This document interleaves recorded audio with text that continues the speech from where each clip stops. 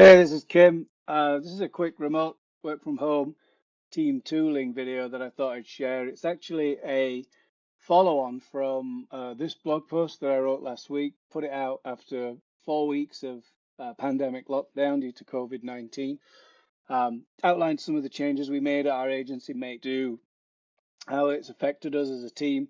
And some of the feedback and questions that I've got have been really around the kind of tools that we use, how we communicate in times like these, that sort of thing. So I thought I'd really quickly pull this together and see if it'd be useful.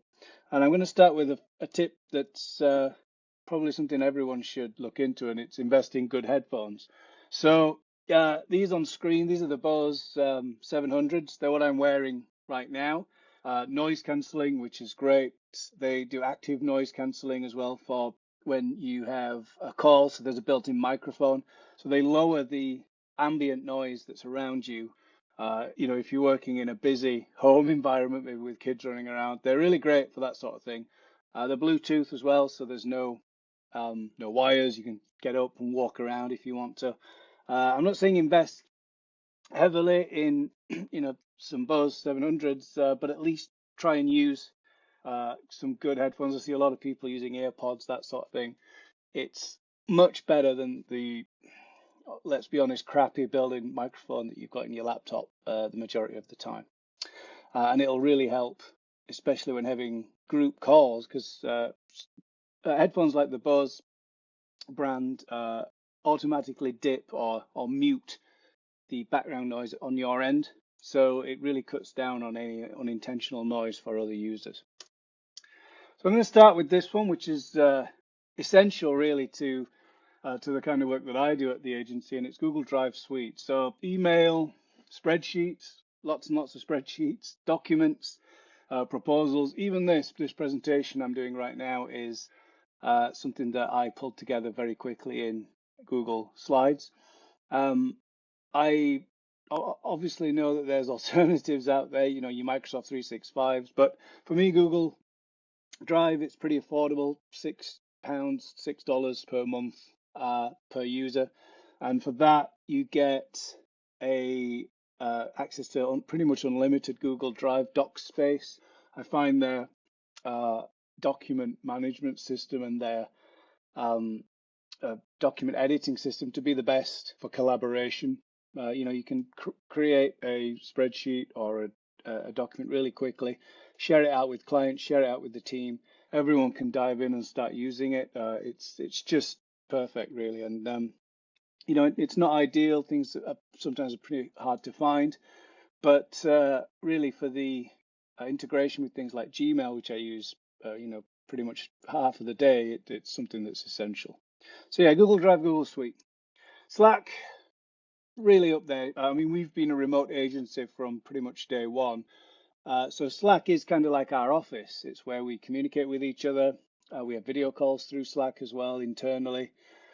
We have different integrations with some of our deployment softwares, for example, that funnels in and it informs us if things have been deployed. It's really essential to have a tool like this. And you can think of it as just a shared chat area, but there's things like reminders. You can set out messages to do reminders to remind people later on. You can use, Slackbot and some of the cool integrations that it's got. But crucially, we use it just to ping people and make sure that they're getting on with things, make sure that they're all right, try and keep everything in the open, try to avoid using DMs as much as possible, but compartmentalize everything. So I have a different channel for each project, a different channel for each type of conversation. So a sales channel, marketing channel, engineering channel we've got as well, things like that. So I'm sure you've all heard of Slack, and I'm sure it's been recommended. And yeah, for me, it's still the best kind of team collaboration chat system out there. GitHub, this is huge for us. We have been using it for our code repository system for, God, forever now.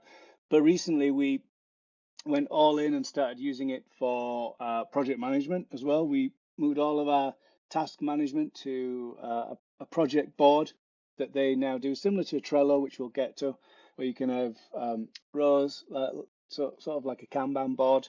And this program dashboard, which I actually mentioned in the blog post that I referenced at the start, is essential for us. It allows me, as the agency owner, to look at the sort of the items that are happening right now. We have backlogs, new items in progress.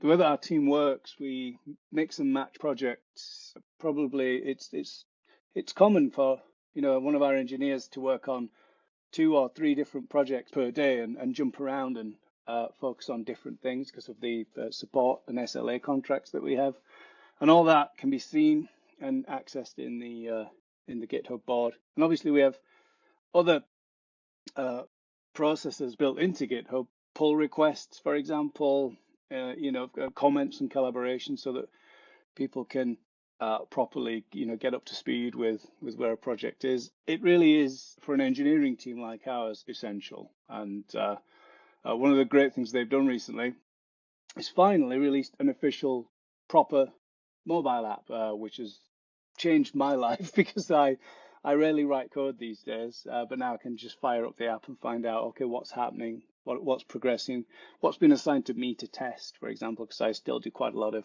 user testing with our current process. Mentioned Trello a moment ago. This is our dedicated sort of Kanban agile project board, if you like.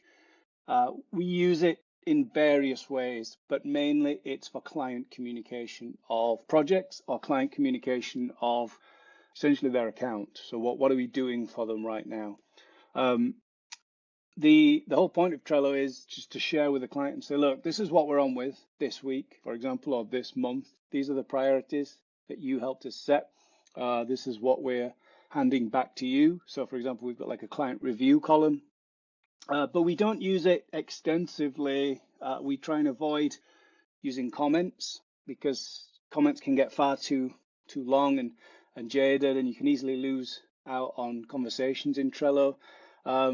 So we set tasks that are also quite large and strategic. So in GitHub, for example, let's say, I don't know, designing a system might take 50 or 60 smaller tasks to once broken down.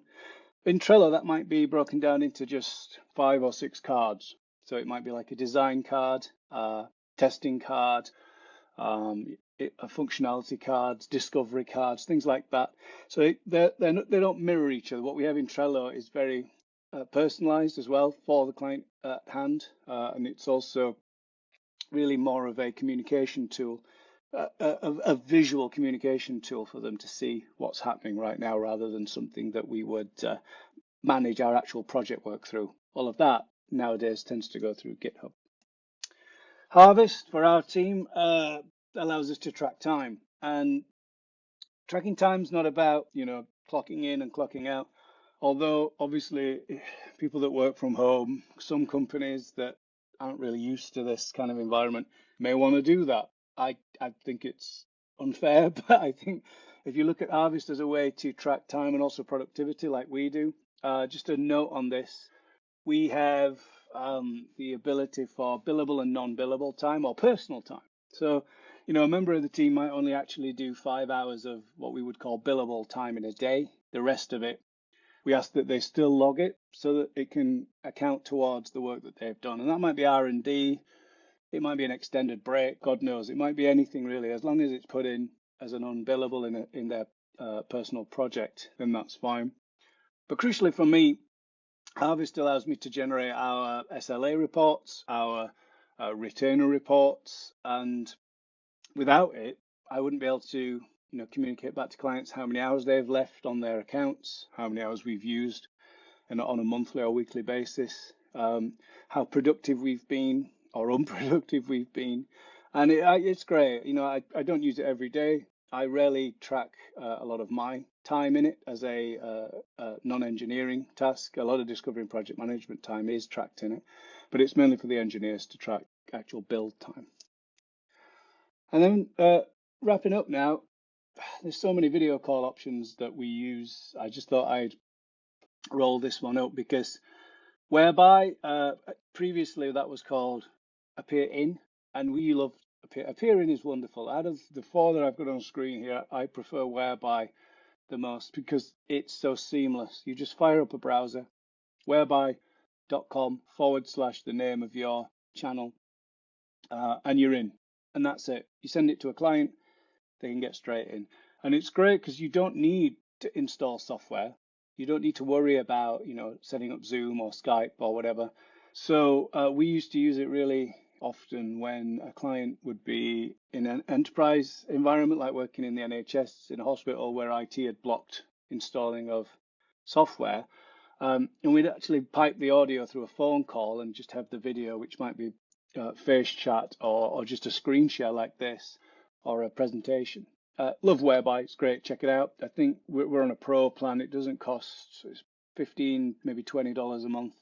And that gives you more people in more rooms and more reliability. Google Meet or Hangouts Meet, I'm not sure what it's called these days, but yeah, that's built into Google Suite. And that's brilliant too. The great thing about that is it automatically integrates with our calendar system. So you just say, I want this meeting to be a video call. It automatically generates a link, but it also has dial-in. So you have phone numbers where you can dial in. So you don't have to worry if someone's on the other end of the world and they've got crap internet. It gives international phone numbers they can dial in just like, a normal, good old-fashioned video chat system. And that's relatively new as well. Meet is something that we didn't actually have as an option when we Google customers start out with. They seem to have really focused in on it recently. It's actually getting a lot better than it used to be. The quality on there is great too, and the ability to do video chat, but also share your screen. The last two, Zoom and Skype. Now we don't use or advocate either of these. I find Zoom to be very cumbersome. You've got to install software for a start, which is always a pain. It feels quite bloated. I know that everyone uses it. We obviously have to use it. A lot of our clients use it and invite us into their chats. The other one is Skype. I know Skype and Zoom for me are very similar, quite cumbersome, quite old-fashioned in a way, really, the way that they both work. It's sort of like they're there, use them if you've got to, but in my opinion, there are more modern alternatives. So some other options that I didn't really want to go into too much detail, Dropbox Paper as well. We used to use these, especially for like design projects. Dropbox Paper was great for design feedback before we switched out to Google Drive. We just realized we didn't use it enough to keep it. I still use Dropbox personally though, and I absolutely love it. So, from a business, it's just something that we don't use. The next one's Supportly, Help Scout. Now, these are two help desk or support desk systems, and we use them as a shared inbox, but really Supportly and Help Scout we use for our SLAs and support contracts that we have with clients so that they can email in problems and we can track them, we can set priorities. And crucially, with Supportly, they have the option to have a dashboard so they can log in and see how many open items they've got, how many they've had resolved, etc. Things like that. Essential, really, for a team like ours where, I would prefer it if the majority of our client comms just went straight through, something like that. And it's great. Loom. I'm recording this video with Loom. I love Loom. I only started using Loom about 4 or 5 weeks ago. Found out about it during the lockdown. And we used to make videos like this just using built-in tools on the Mac. And then you had to edit the video, upload the video to the web or Drive, and then share it out with a client. Loom, it's instant. You record a video like this, straight away the magic happens and you've got a link, and then you can send that link out to a client and say, here's the demo, what do you think? I do it a lot for bug testing and feedback with the team. So if I'm testing something that is in our program board, I'll do a screen share and I'll say, look guys, this isn't working, or can someone have a look at this? This happened when I tested it. Works on mobile as well. You can record the screen on mobile now with the app. Really good. Highly recommended. And they've dropped the pricing as well down to $5 per month, $50 or so a year if you pay up front on that during the lockdown. So And with that, you get much higher quality recording as well. It's really great. HubSpot CRM, I thought I'd put that in there because that's the CRM that we use and it's free. You can track sales leads, customers. Not really useful for our team as a team tool. The majority of the people that work in our team are engineers, technical people. They don't really worry too much about sales. But as a web-based tool, it's the best CRM I've ever used. 1Password, we wouldn't really be able to survive without that. All of the passwords for our teams go in it. You can set up different sensitivity values so that only certain people can access certain vaults. It's wonderful. Again, about $5 per user per month. It's got an app as well. The beauty of 1Password for me as well is team members get a personal and a professional option when they log in. So it means that all of their personal stuff they can store in there as well, which is great because I use it for personal passwords as well.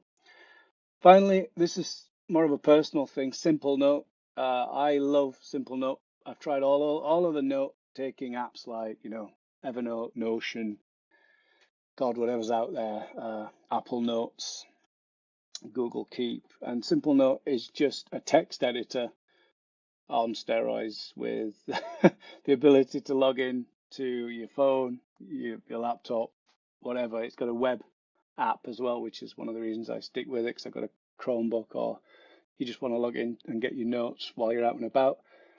It saved me more times than I'd like to remember. And yeah, it's mostly full of just general chaotic notes, but I put pretty much a lot of everything in there and put a lot of notes in there that are personal as well as professional. So check it out. There are quite a few alternatives, but the big thing for me is just how it's so easy to use and you can access this across different systems. So that's it, the end of the video. I'll stick this on our blog and put a link out for it to ask any questions that if anyone wants me to follow up on. But hope you enjoyed that, and I'll catch you all later.